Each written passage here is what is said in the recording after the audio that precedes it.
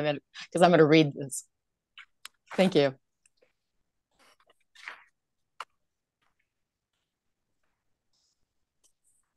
Mr. Charles Thomas is a veteran of the U.S. Army, having served 6 years. He's also a retiree from the United States Postal Services, having gone from being a city letter carrier hire to an officer in charge in the city of Roseville at the same time that he was retiring.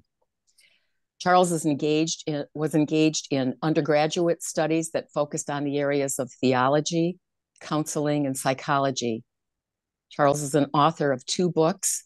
He's an entrepreneur, and he's been engaged with his 501c3, which he founded, that focuses on missionary works in collaboration with the Detroit Department of Recreation Center, where he aids families along the Detroit and Hamtramck border. Charles is also engaged in community activism work, and that is specifically why he's been invited here this morning to speak with us. The areas that he is involved in are primarily in voter engagement, collaborating with multiple like-minded organizations such as ACLU, Michigan Voices, Moses, the League of Women Voters of Michigan, where he's a newly elected director at large, and other organizations that I guess, Charles, I'd like you to toot your own horn about, since I probably only have scratched the surface here. All that being said, I want to introduce Elder Charles Thomas Jr.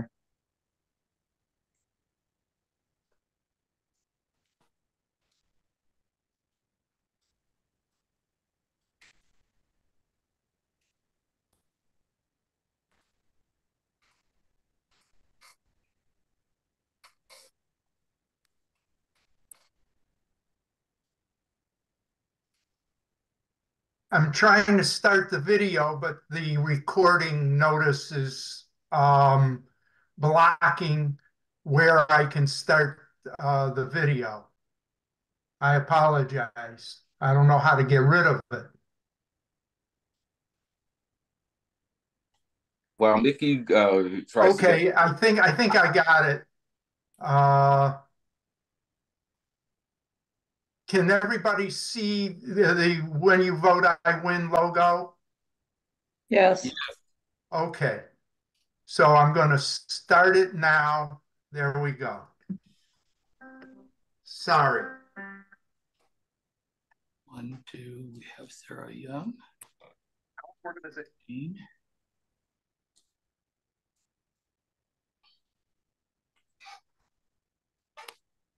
Is called "When You Vote, I Win." It was said that that's not inclusive, that it's selfish. But even though it may sound like a selfish statement, man's selfless response. If you believe in democracy, if you believe in the democratic process, if you believe in equity, if you believe in equal justice, if you believe in that all men are with Winter's dad for an emotional interview about his unthinkable loss. Those who are going on before us. When Winter lives, dad, it's a pain that hurts so bad, nothing can make it feel better. So like, he's the work. They made the sacrifice, but if we leave the power up set aside and we do not exercise it, then it is that their efforts in order for I'm back. Kirby was just looking at me. That was probably one of my favorite. Could everyone please mute themselves? Winter was strangled to death by her mother's ex-boyfriend. Everything still feels like they have to earn Our organization is called "When You Vote, I Win." It was said that that's not inclusive, that it's selfish. But even though it may sound like a selfish statement, what it demands is a selfless response. If you believe in democracy, if you believe in the democratic process, if you believe in equity, if you believe in equal justice, if you believe in that all men are really created equal, then when you vote, I'm going to win.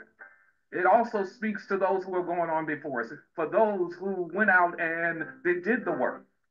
They made the sacrifice, but if we leave the power of the ballot set aside and we do not exercise it, then it is to say that their efforts were in vain. In order for them to win, posthumously, I need to vote. When you refuse to go and vote, you cause me to lose personally.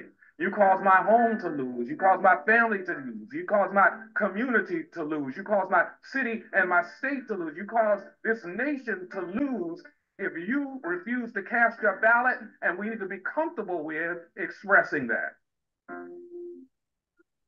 We are talking about my two aunts and their experience on the Edmund Pettus Bridge and those 300 Selma foot soldiers who made the march from Selma to Montgomery. There's so much that happened before Bloody Sunday, so much jail time, prison time, and all of that. We went there for our parents to vote. And SNCC was a student and undivided coordinating committee.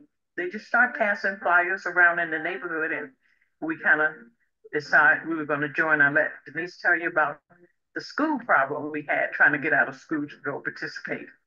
So the next day at school, we went knocked on all the doors and said, we're going to go demonstrate, we're going to go demonstrate.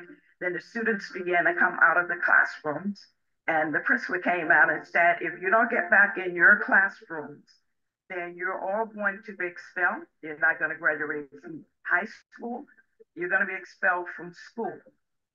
Just as fate, and that's what I call it, fate would have it, he went downtown Selma that same afternoon that he told us that we could not leave the school. For some reason, I don't know why, he got beat on the head with a billy club.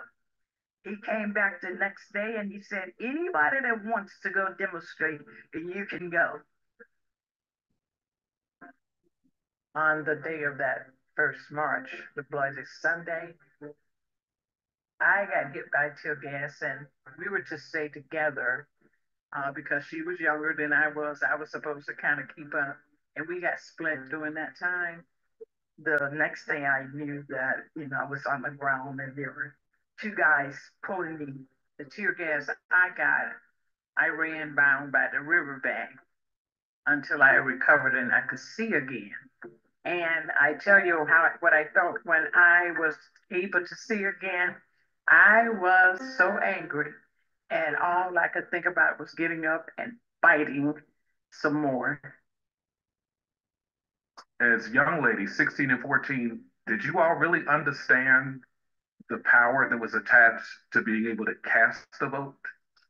I knew it meant something, and it meant something good, and I haven't missed a voting day since I turned 18. And I'm 75 now, so it's like I would vote. If I have to wheel myself to the voting poll, I will be voting. I am 2 generations from a sharecropper, 2 generations. And one of the things that we always try to get across to our young people is that they believe this is law like 1,000 years ago. Not even with the full understanding. And something that I try to get across to young people is you don't know that humiliation. Being able to say, I won't vote, and being told you can't vote. People will tell me, I said, are you a registered voter? No, why should I vote? My question, why shouldn't you vote? They don't do anything for me. No, they will not do anything for you. You're not helping it by not going to vote. You got to put something in it. You got to put something out there. You got to get involved. For any changes to happen, you have to get involved. And that means going to the poll. Every time you see that sign out there that says vote here, and you don't vote.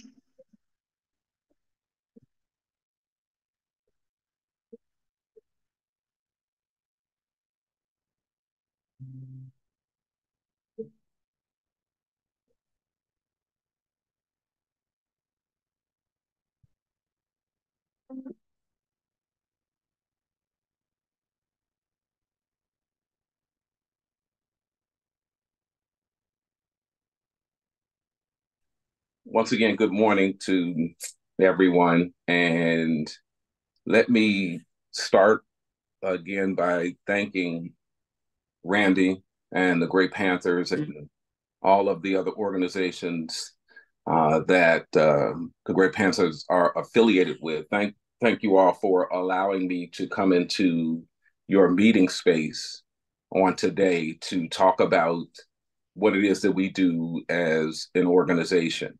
I want to thank my team members for coming in today. Many of them you see on the screen.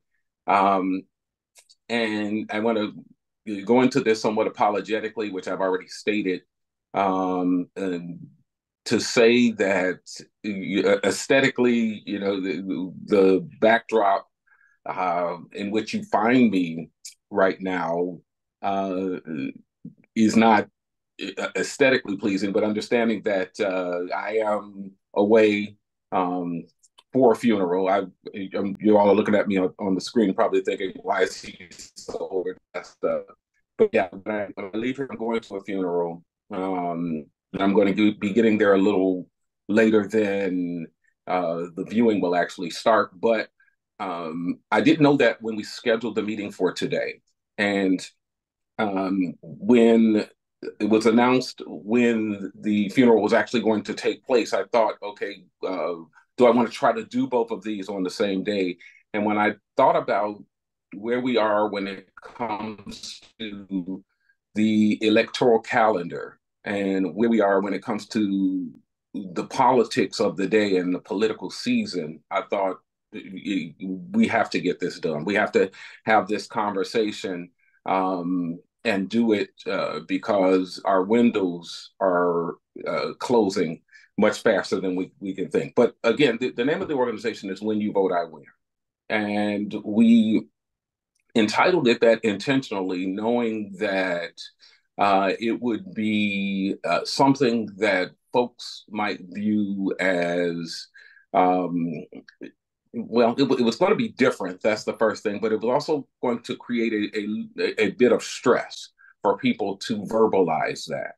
And we knew that going in, and we did it intentionally. And we'll get into a little bit of that as we go through the few slides, and then we'll open the door for any questions. First, when it comes to the organization, and some of this, I apologize, it's going to be a bit redundant based upon the fact that you've just viewed the video, but the organization was founded on the story of our two Selma foot soldiers.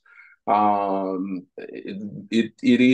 are two of my father's younger sisters who, at the ages of 14 and 16 years old, as the video has already explained, were trained by John Lewis, part of SNCC, and when the marches took place, they were part of all the marches, including the one that went all the way from Selma to Montgomery, that started out with 600 foot soldiers, but only 300 made it all the way to Montgomery, and my aunts were two of those people. And so that is the foundation of the organization, and we build our conversations off of their experience. A few other things that I want to talk about as we go through is not just the foundation, the Selma foundation of the organization, but I also want to talk a little bit about the message, and I want to talk about the audience. First, when it comes to the message, the belief is that our message, in order to be successful, has to be an authentic message that gives voice to all. And then the message, when it comes to the audience, it is to a general audience as well as to a targeted audience. The general being those that are within our ecosystems, and the targeted is for those within the marginalized and least participating communities. You can go to the next slide, Mickey. So we'll talk about the foundation first. Again, foundation are two young ladies who are Alice Moore and Denise Holt. They were two Selma foot soldiers in 1965, again, 14 and 16 years old. They made all the marches, all of the protests, and they were trained by John Lewis. And I want to say, just before I pass over that, is that one of the things that I've come to know, and we try to put them in front of people to express, is all of the things that went on leading up to the marches, the fact that there were 3 marches, and all of the history that surrounds it. Because what we try to express often is that none of our history happens in a vacuum. There's some things that happen that led us to the places that we are, and then we start creating history based upon what our todays are that we're living right now. And so again, that's the foundation, though. That's where we start. It is the starting point for the conversation, because we have within our midst living history. And with that living history, when we talk about getting outside of the vacuum, we can take that history and go back into America's history, which is a part of our conversation. And then we could talk about our today, building off of the story of our 2 foot soldiers. Now, when it comes to the name of the organization, When You Vote, I Win, again, is named as it's named for a specific reason. And we'll get more into that in a bit. But one of the things that we've done when it comes to the story of my aunts is we have several video offerings to help augment the GOTV conversation.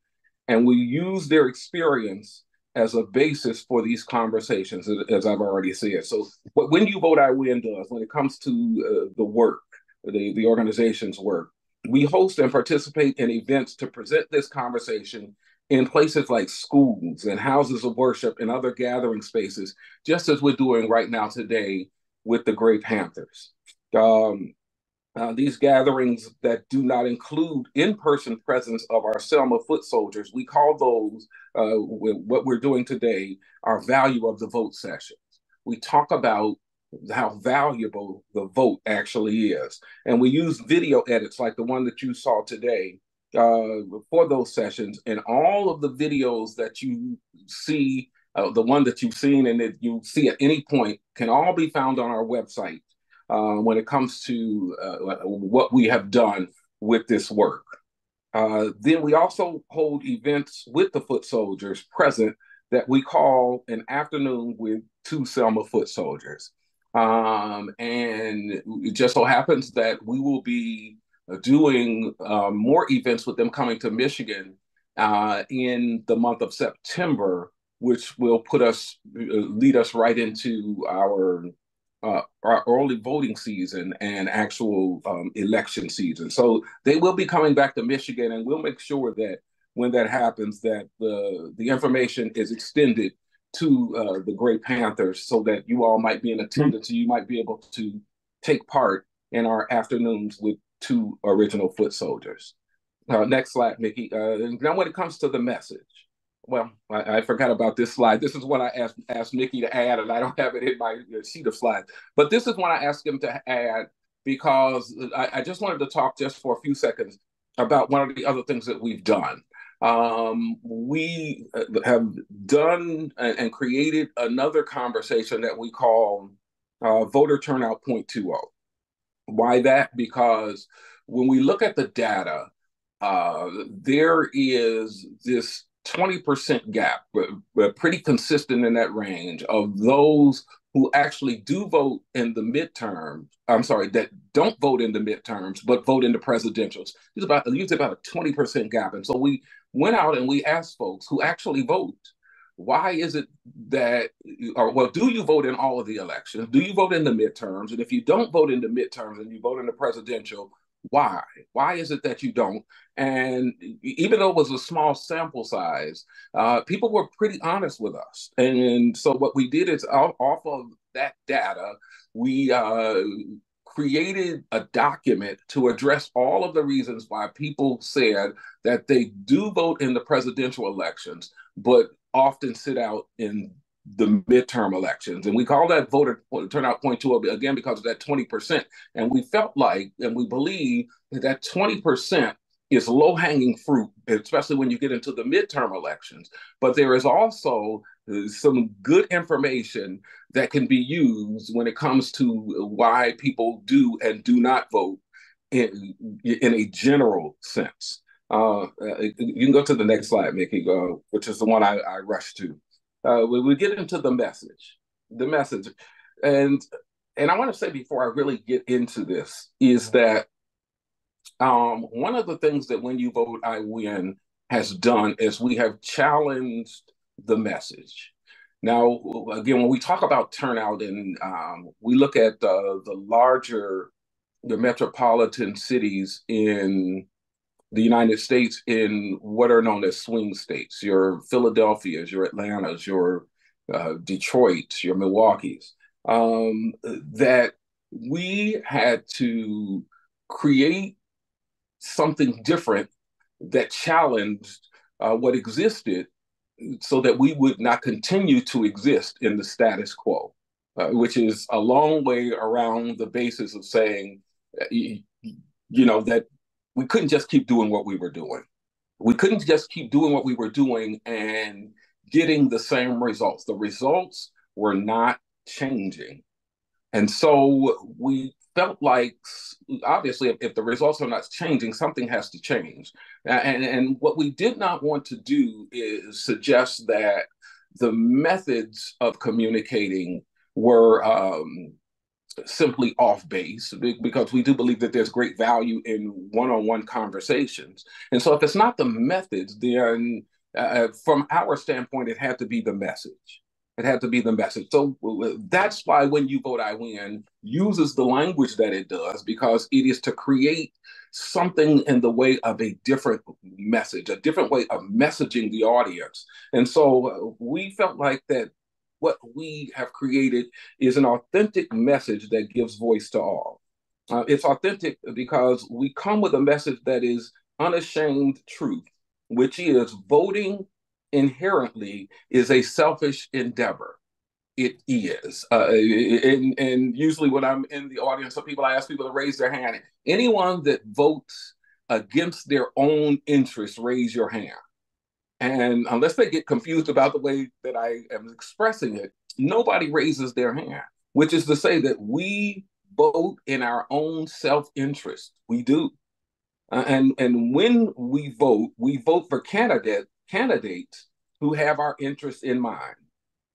And so with that in mind, then what we had to do was talk about the credibility gap. And what we came to is that credibility is most easily established when people can trust that we are telling them the truth.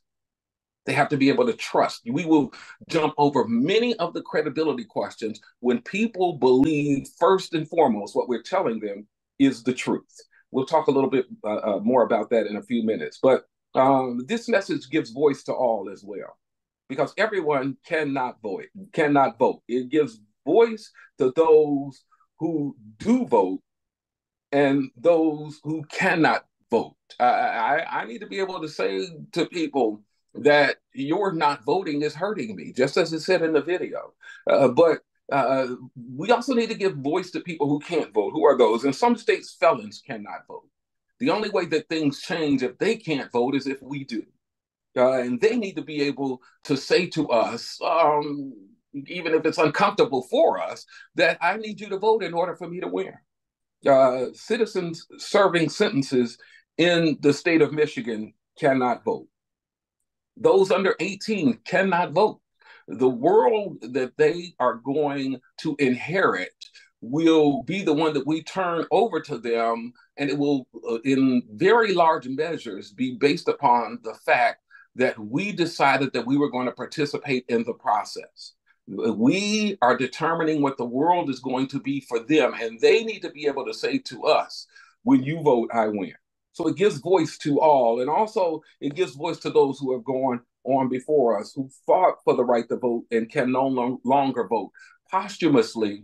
That is a message that we need to be able not only to receive, but express that for them. This message also gives greater voice to those like our foot soldiers who put in their work, and those who are doing the work now.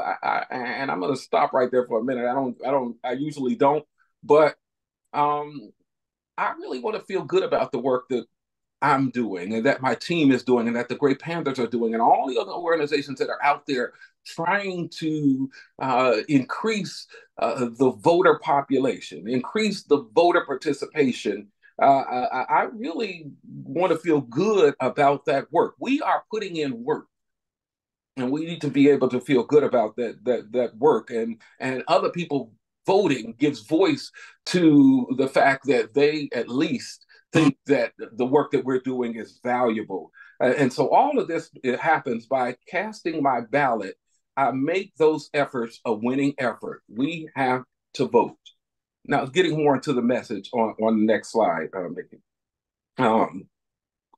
Again, this message is to a general audience. It is to state that when you vote, I win. That verbiage is for anyone within our ecosystem. We ought to be able to have that conversation with anybody that's in our networks, in our ecosystem, that if you're not voting, you're hurting me. I need you to vote in order for me to win.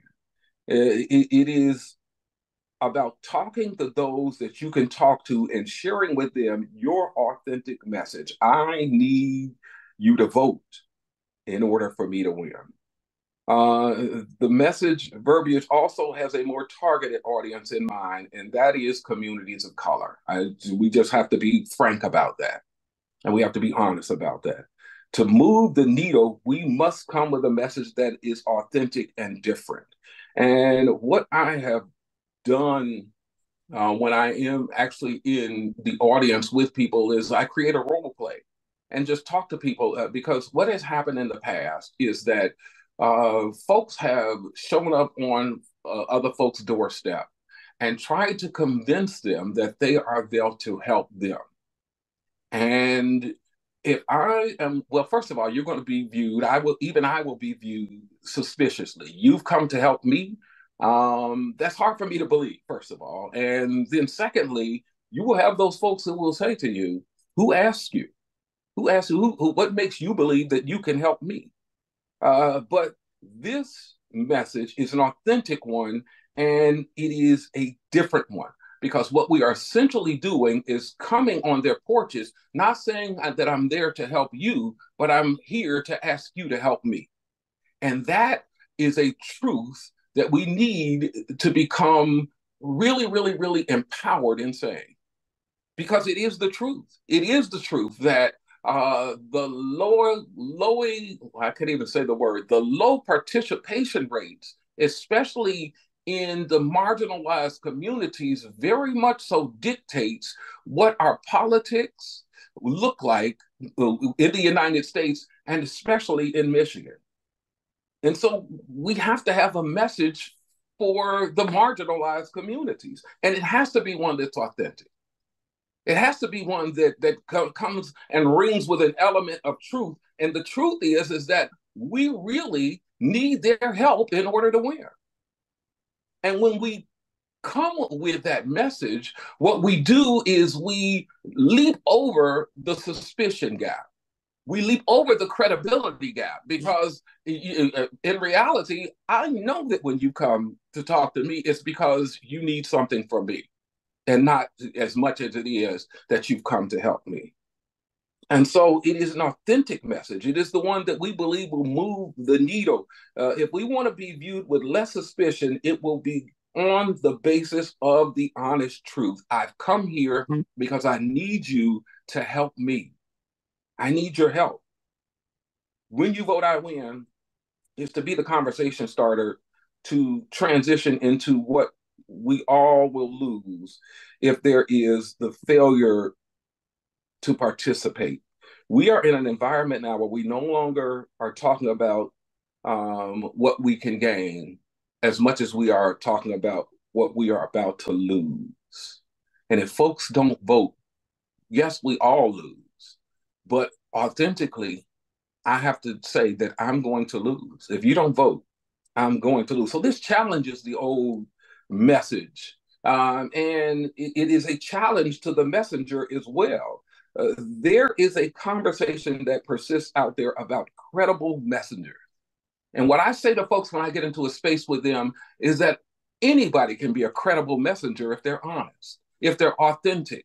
And so what we no longer are, well, what we're no longer going to find acceptable from my expression, I'll say, I won't say for anybody else, is excusing ourselves because folks won't view us as credible messengers. You are credible if you're honest and authentic. You might not be as credible as everybody else, or viewed to be as credible, but anybody that is honest and authentic can jump over the suspicion and credibility gap. It is when we come with other messages that they're trying to lead folks to believe something that is not quite totally true, that we will always have a problem with suspicion and being authentic. So what can I do?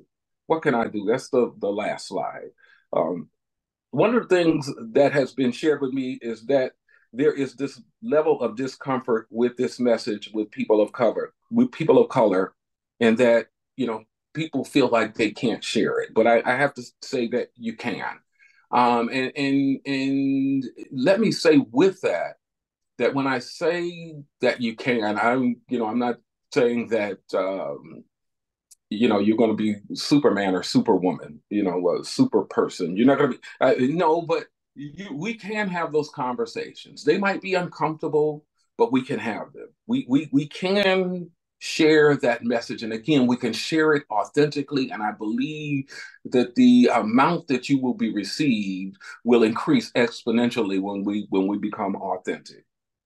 But secondly, if you feel like you can't, if there is some level of discomfort, because everybody is not comfortable, I'll say, being a speaker. I think everybody has a message, and we can message those in our ecosystem and message those that we are comfortable with, but we do have to get to the point where we become comfortable with being uncomfortable. But everybody's not comfortable being a speaker, getting up in front of people and speaking. And so if there is that issue, first thing that I would suggest is attach yourself to an organization within a BIPOC community and help them to share their message. Help them. And then the third thing, from When You Vote, I Win, what we have is we want you to use every tool that we have in the toolbox to help with messaging. Use every video or any other material available on the gotvmi.org website. Host or direct others to events. You can host events and direct others to events. And if you are uncomfortable with being the speaker, then call us. We'll come in. We will do the speaking. Use your influence to open doors to spaces, and we will come in and share the message. And when it comes to that number, the second one, the BIPOC community, it will be a better option than attempting to come into the community in ways that can be viewed as suggesting that those within the community do not know what they are doing. That will not go over well. Work with folks who are already doing the work and consider the message. And that's, consider, I'll just say consider. It doesn't have to be When You Vote, I Win. You don't have to come up and knock on your door and say, somebody's door and say, I'm with When You Vote, I Win. But we just want you to consider changing the message to one that we believe is more authentic. One other thing I'll say, and then I'm going to open it up for questions, is this. One of the other things that we found with When You Vote, I Win is that this message is always being refined, always. And so the way that we express it today is not necessarily the way that where we started. And I bring that up because I was just in a conversation with one of the team members yesterday, and we were talking about the power dynamic shift in this conversation. There is a power shift when we express the conversation like that, because what we do is we move from us being the ones coming with the power and giving the power over to the one that we're talking to, expressing to them that you have the power to determine what my future looks like. There is a power dynamic shift. And if we can become effective in shifting that power over to the ones that we're talking to that are not voting, helping them to understand that the power is in their hands of what America will look like within the next year or so, then I believe that that will go over very well. We have to be, well, I'm going to say, we have to be humble enough to express the real truth of the fact that if we cannot get the marginalized communities to turn out, then, I'm trying to stay on a 501c3 level here. If we cannot get the marginalized communities to turn out in greater numbers than they have historically, then that will determine what America is going to look like, whether we want to admit it or not. That power is in the hands of those who have not voted on a regular basis in the marginalized communities. That's where the power is, especially in Michigan. Last thing I'll say is this, and then again, we'll open up for questions. I was just in a session with the Secretary of State, and something that she expressed in the meeting was that in Michigan, there's probably about 300,000 citizens who are eligible to vote and who are not registered. Now, that's a sizable number. But when you consider that there are over 8 million registered voters in the state of Michigan, then we go forward with the understanding that over 96% of the voters, people of voting age in Michigan are registered to vote already. And then she followed it up by saying, and we believe that the Secretary of State is going to capture most all of that 300,000. So the work is, what do we do to mobilize voters? It's been that way since the constitutional change went into effect in the state of Michigan. What do we do to mobilize voters? Because voter registration is not the game anymore. And that's why When You Vote, I Win came into existence. That's not the game. The question is, what do we do to get them mobilized? And with that, I'll cut it off there and open it up for any questions.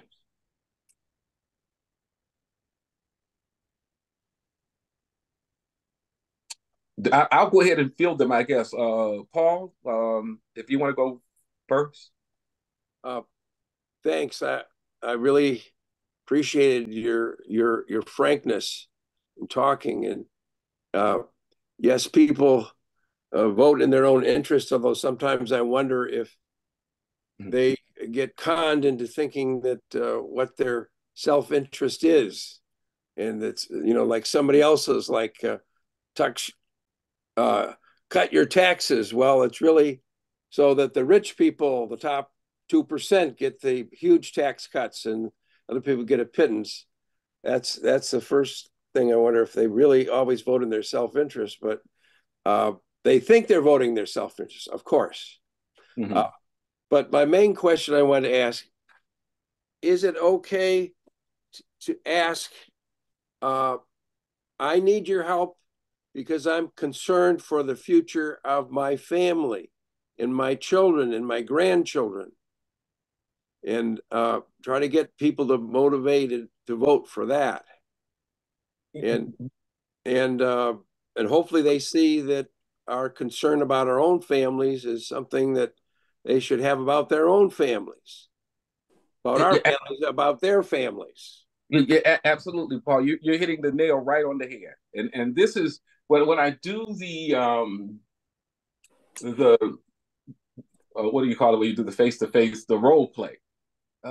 This is what I do, and this is kind of how it goes for me. I bring the person up, introduce myself, and we have this recorded too, and so I'll be able to put that out so everybody can see what it looks like and can use it if you see fit. But this is kind of how it goes. Hey, how are you? I know in the past folks have come and shown up on your doorstep trying to convince you that they're there to help you, but I've come to be honest and let you know that I'm here because I need you to help me. And then I talk about my own personal life. And it kind of goes like this. I have a daughter that's on the Affordable Care Act, and I need to ensure that she keeps her health insurance. I have two kids that just graduated from college recently, and when they came out, they were offered jobs at $12 an hour, and I want them to be able to have a living wage.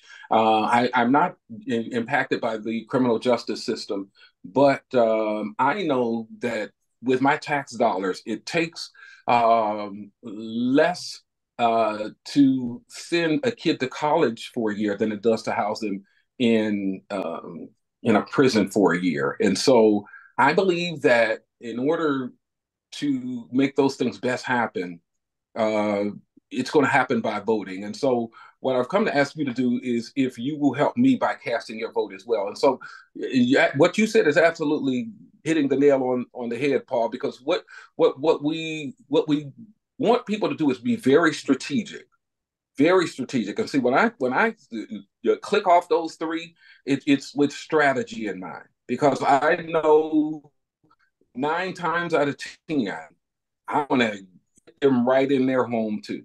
But I'm talking about me. I'm talking about my own personal story. I need you to have. But when I'm asking that, the strategy is to lay out before them things that they will be affected by too. And so, yes, it is being strategic. I'll also say it is being as innocuous as possible. Choose things that are, less, people will get less into combat over. And also choose things that are personal, because what are the things that are personal to us generate more passion. No, it's just within us, right? You don't have to, create passion about the things that are personal. It is going to be passionate for you. And so, yes, what you said is exactly what we're talking about. Exactly. Kathleen? Great, thanks. Hi, thank you, Charles. I do have one question, and this has to do primarily with the impact of your message, your living histories message, on the youth that you have spoken to. Can you talk about that a little bit? Yeah, and thank you, Kathleen, for opening Thank that you. door. It is, we see some fantastic things happen. I want to say that, and mostly when we go into high schools. When we go into the high schools, we talk to, in a similar fashion, juniors and seniors, because they will be the up and coming voters. And also with the 16-year-olds, now we can pre-register them as well. And like I said, we start with my aunts, but then we go take them all the way back to the Constitutional Convention and help them to understand that it was never intended for them to be able to vote, because America has always understood the value of a vote. And then we bring them all the way up to the marches in Selma with history. We could just, starting at the Constitutional Convention, and when we talk about the folks like Medgar Evers and Jimmy Lee Jackson and Viola Liuzzo, and we start, checking off all of these people, the room gets silent. They start listening, because then they understand that, this is not just, something to throw away. It's always been understood.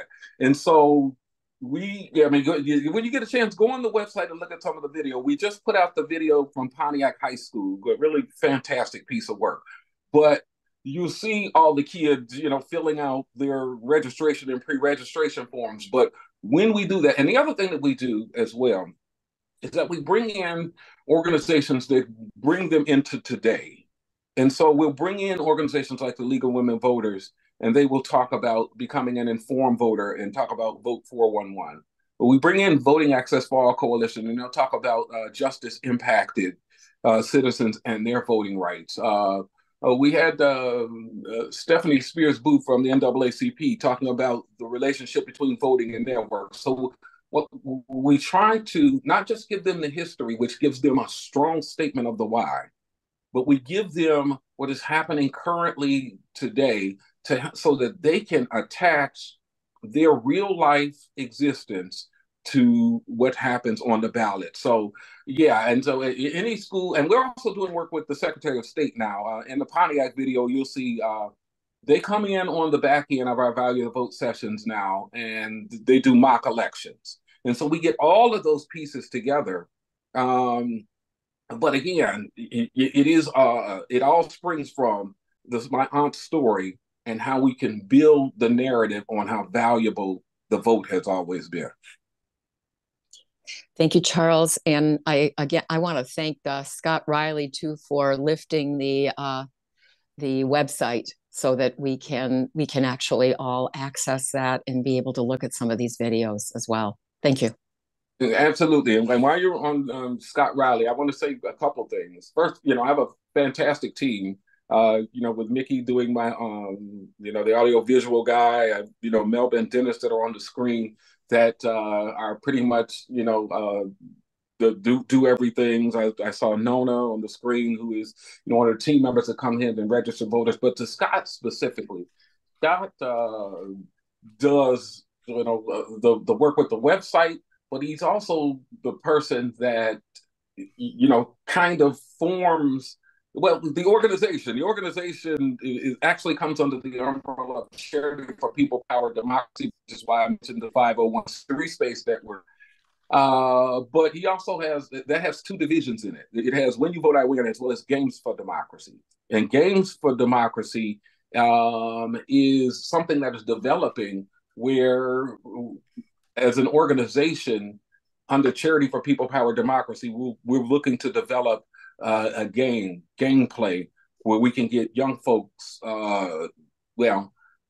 in an environment that's not really didactic, but one that kind of secretly is, show them, how their environment changes based upon casting a vote.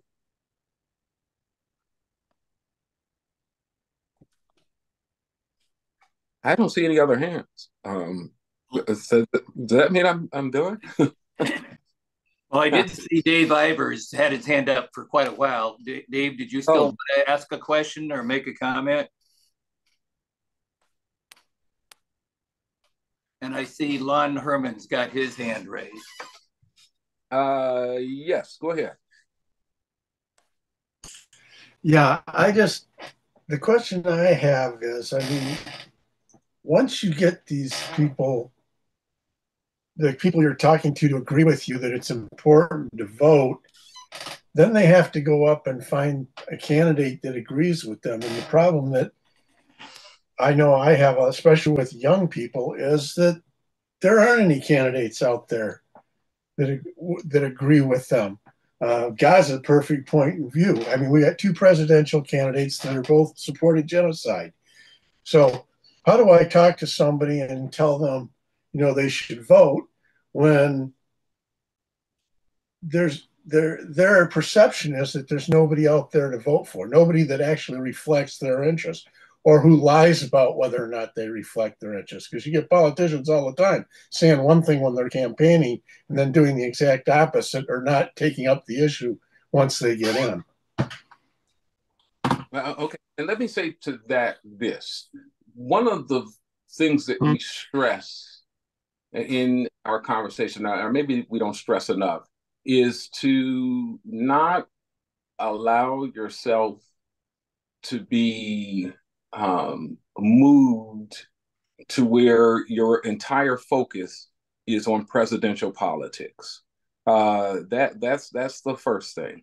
We talk a lot. One of the slides that we bring up when we do our value of the vote sessions with the children is about states' rights and how, in many ways, and I'm going to take a leap and say most instances, the things that impact your everyday life happen on a state level and beneath. And so that's one of the things that we try to stress, that you have to understand that the judges and the prosecutors are the people who are determining in many instances who is going to jail and how long they go to jail. And so you have these enforcement agencies that, have so much more power over you and over your everyday life than, the president will. And we talk to them about, the branch of government on the state level. And so that's the first thing I would say to that. The second thing I will say is this. We never try to direct them. And I know that's not what you're suggesting, but we direct them when it comes to who to cast their vote for. But we do direct them to vote 411. Go on there. Do not allow yourself to be silenced. Cast your ballot. If you silence is surrender. That's part of our messaging. And if you refuse to cast your ballot, then you have surrendered to those who never wanted you to have the power of it in the first place. And so every message becomes in some ways individualized to sometimes a larger audience, and then individualized to each individual specifically. But that would be the one thing that I would say is that don't allow yourself to move all of your focus to presidential politics. But when you do go to cast your ballot, do your homework and find out which one has your best interest in mind. So that's why we bring the League of Women Voters in. Don't tell them I stumbled over that. I'm on the board, so it wouldn't look good. But that's why we bring them in, because we felt like it was important. Every piece that we bring in, we brought in for a reason. We want to speak to these. It was all strategic, including we felt like it's very important that we have the League of Women Voters there so that we can direct them to vote 411. Mickey, I'm going to take Danny before you, and then I'll let you go. Hi, I just wanted to say, number one, thank you so much for your work, especially with the youth. And I absolutely love the idea of a mock election. I wish there was something like that when I was in high school, because voting is still terrifying. I do absentee ballot now, but I have never been to a ballot box, and I find that absolutely terrifying. So, aside from, like teaching, like mock elections, is there any other advice for kind of making younger people feel more comfortable about voting? I would say two things. One, I'll talk about what we do, and then I'll talk about, what some of the things that can be done. What we do is when we go in and we set up voting booths. Shout out to the city of Southfield clerk's office, who has allowed me the use of 4 voting booths that we carry everywhere we go, and we set them up when we get there, and we have sample ballots that we have there, and we go in with the application so the kids can know this is what the process is going to look like when you get there, to try to demystify it. The other thing I will say is that take your kids with you and get them involved in the process now. When we go out, one of the other organizations that I'll name 2, Detroit Change Initiative with Norman Clement, if you all know him, and then there's also Kermit Williams that everybody knows with Oakland Forward. They come in and they do poll worker recruitment. And so it's to help the children understand at 16 years old, you can come in, you can fill out an application and work. You can work the election at 16. And you can work. We're getting ready to bring on some poll watchers, 16 years old. Get them involved now, and we're going to give them a stipend for doing the work. But you know what? A couple of elections back, I had a 16-year-old from Southfield High. I think she was from Southfield High School, but she was allowed to have the election day off. She came in because they're tech savvy.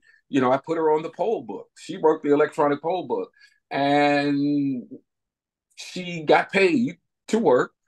And the only thing that she had to do, which was also a good thing, is write a paper on her experience for that day, and that excused her from class. Now, with early voting, even if the kids are in school. Now, they're not going to be in school in August, so they actually can sign up and work all 9 days of early voting, every one of them. These are ways to get them involved, right? And even during election season, general election season, because there are 2 Saturdays and 2 Sundays in early voting, they can sign up and get paid for those 4 days. So these are ways to get them involved and get them involved early. The earlier they're involved, the better. And this is why, we bring my aunts in who were 14 and 16 so that they can talk to them about the fact that you can do things at a very early age to help change the entire world. That the stuff that took place in Selma, those are student nonviolent coordinating committee. Those were students, those were kids that were out there changing the world. So I hope that answered the question. I'm not sure, but Mickey, you have to unmute and unfreeze. Thank you, Charles, and thank you, Randy and Danny and everyone on screen. And going back to add what Charles said to Dave's question, I have completely internalized what Charles talks about in creating an authentic message. And when I'm talking to anybody, but particularly younger people, meaning 18 to like 30, 35, and they mention about disagreeing with certain policies and so forth, I just say, look, I've been voting for over 50 years, and there has never once been a candidate or a party that I agreed with 100%. And that could be third parties. There was Ness Perot was around, Jill Stein. And while they differed from the major parties, I didn't agree with everything they were saying. So from that market basket, I simply would take the candidate that was most closest to the values I had. That in one of our events, a gentleman talked about power concedes to nothing without a demand. That's a quote from Frederick Douglass.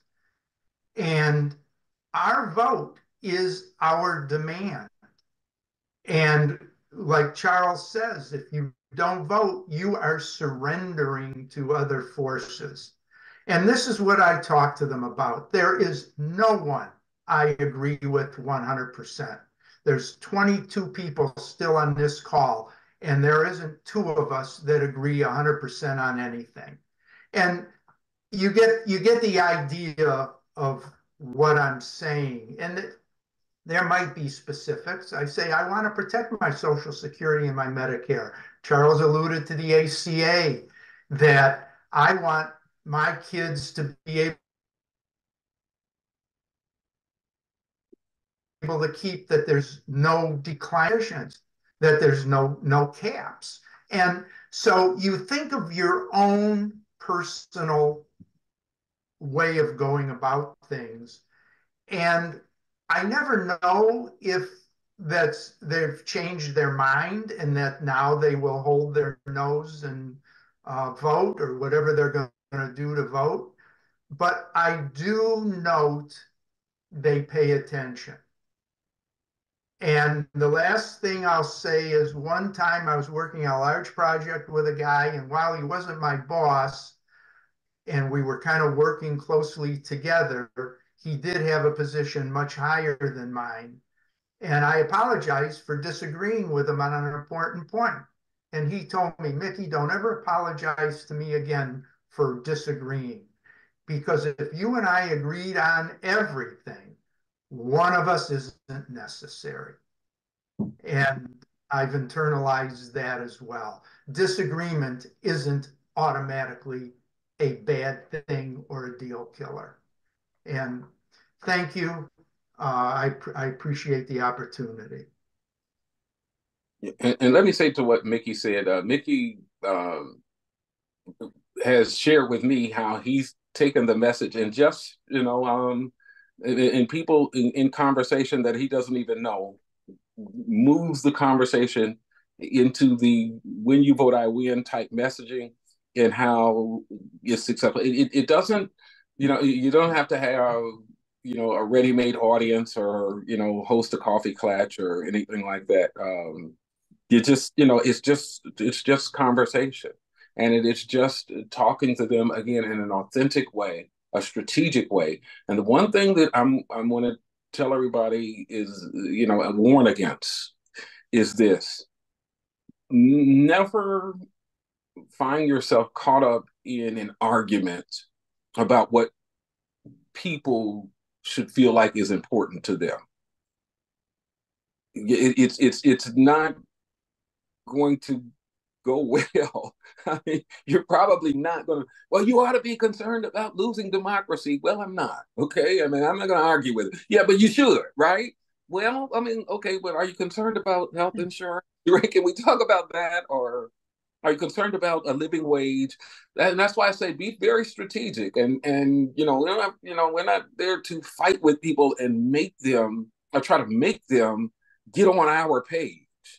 Be strategic, be innocuous as possible. Lay out things that are pretty common to everybody, and again, don't, arguing with people about what should be important to them is that's not going to be a very successful venture in my book. I'm going to take a couple more questions, and then I got to run out. I apologize, but Kaya, I haven't seen you in such a long time. I saw your hand up. Did you still want to?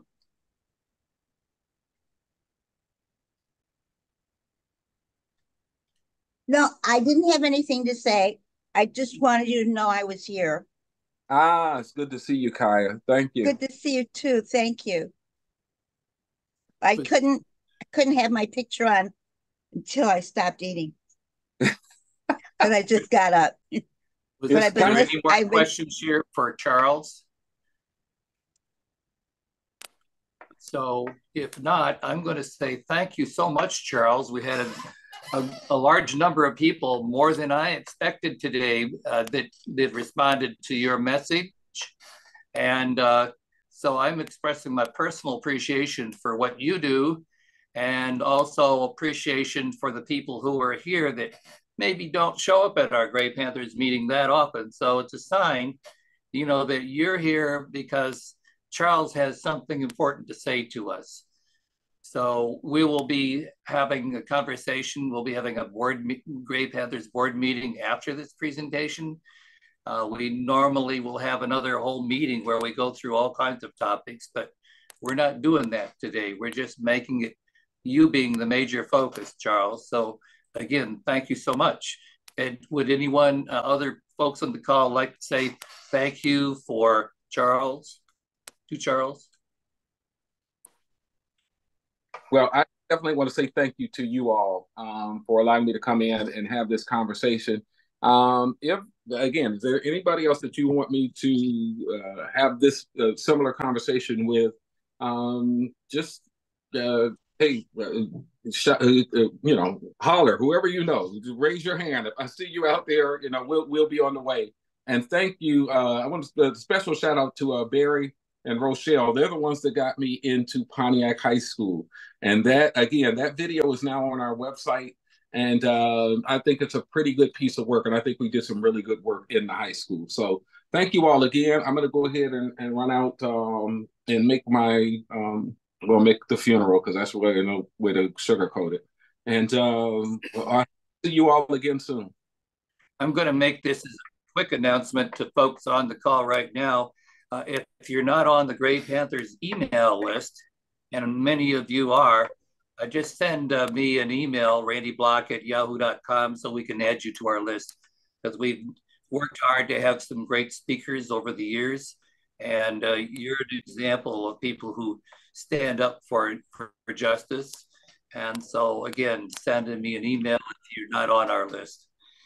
So at this point, those of you who came just for this speaker, you are more than welcome to say, well, we will be giving some special recognition to Charles. By the way, Charles, you will become an honorary member of Gray Panthers as a result of your speaking today. So we just need to know your shirt size as well as your physical address so we can mail that to you. If you'd like to get a Gray Panthers t-shirt, or if some of you others would like to become a member of Gray Panthers, we're planning to send you a free t-shirt, which is a $25 membership, and you get a $20 shirt. Now, you can't argue with that kind of deal. That's good work. I'll get that information to Kathleen, and thank you all again. Okay. Thank you, Charles.